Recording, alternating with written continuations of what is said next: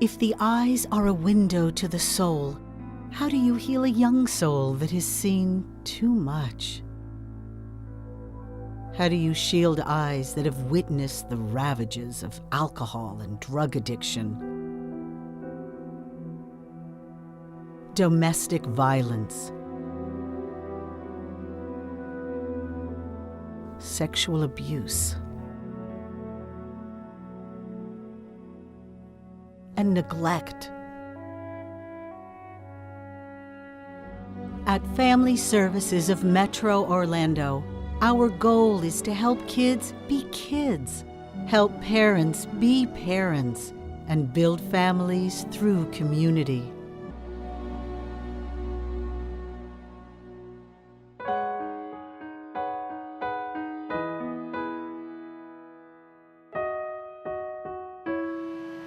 I was just really depressed, and I swallowed a bottle of pills. I swallowed a bottle of pills, and I didn't want to live anymore. My son wasn't home at the time. I would never put him in danger like that. He was staying at a friend's house. I was released from the hospital 3 or 4 days afterwards, and they told me that I could not pick up my son. And I was absolutely devastated. I couldn't believe it. When I first met Carrie through my role of Family Services in Metro Orlando, Carrie was having some challenges. Her son was in foster care, and even though she did everything on her case plan to get her son back, she was still kind of stuck.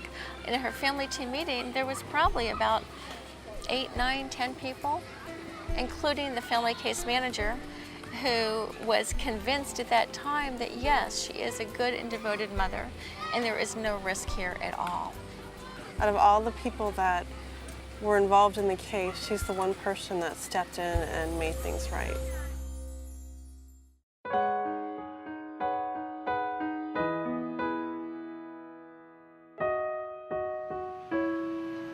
We adopted our boys 10 years ago.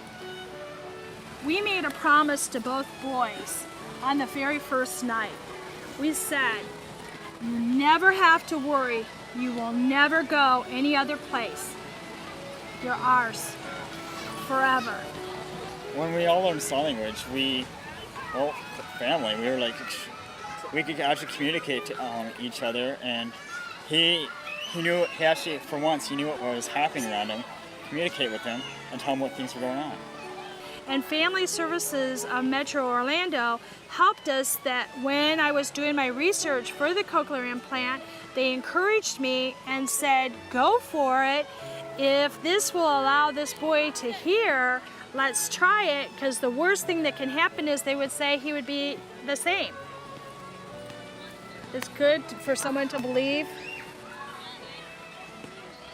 And Joey, and for him to be able to hear. So it feels good to know he has Joey with him and that he can hear and that people believe in him.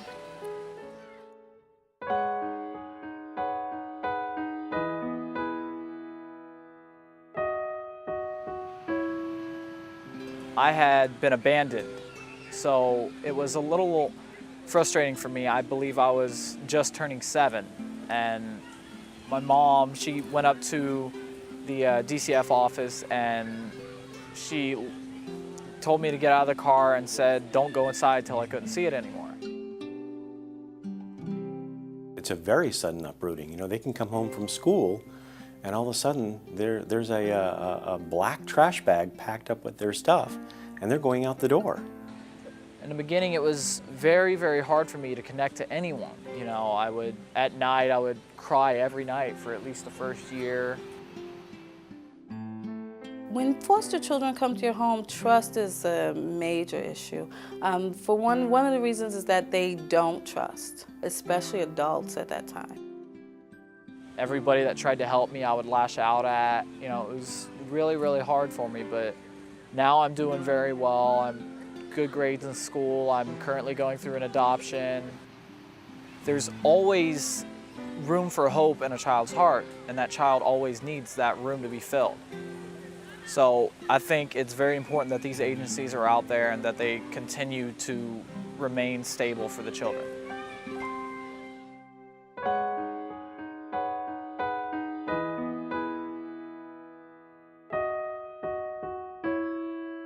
I never had a father. You know, I had a stepfather, but he was kind of abusive, and my mother, she gave me good. I don't want to say that she wasn't a good mom, because she did take care of me and she did give me some good instructions. But at the same time, though, she had kind of a drug problem.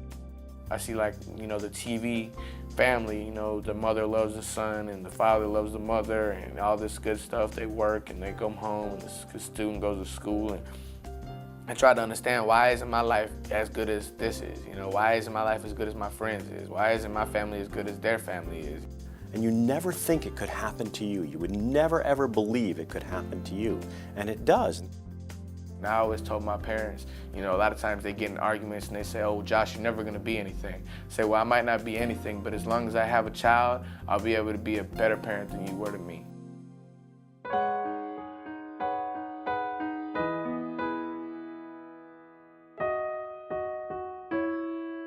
I was like 5 years old when I first became foster care. I really don't know why, but I was in foster care. And then eventually I got adopted. That didn't work out, and I went back to foster care. It's kind of hard to depend on somebody else, because you don't know if they really, care about you like that. They think you want to care about them. So you're all into it, and they just disappoint you. Years ago, there was no real support for these kids, and as they aged out of foster care, there was nothing there to really help them. The community-based care that's available today not only helps the foster parents and adoptive parents, but it's also there to help the kids as they age out of foster care. I think that most people in John's situation use their past as an excuse not to take the next step. I think John kind of embraced his past and used that to motivate him and to be successful, and realized that he wanted more for himself and he wanted a future for himself. And that drive and dedication, I think, far separated him from a lot of other individuals. Well, I've been in West Gate almost 3 years. When I started as a bellman. 7 months I was a trainer. 11 months I became a supervisor. And then later on I became bell captain, senior bell captain. Without family or service of Metro Orlando being there for me, I think I would be in the streets, selling drugs, being in jail, or probably dead.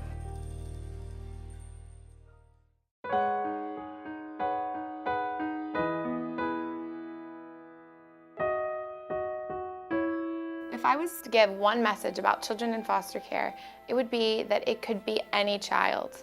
There's not a particular group of children who are more likely.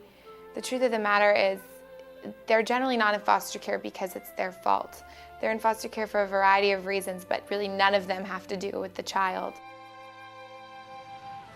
The children that you take care of, I'll cry, are so precious. I mean,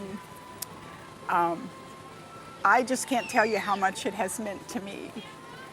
Just fostering and then becoming an adoptive mom.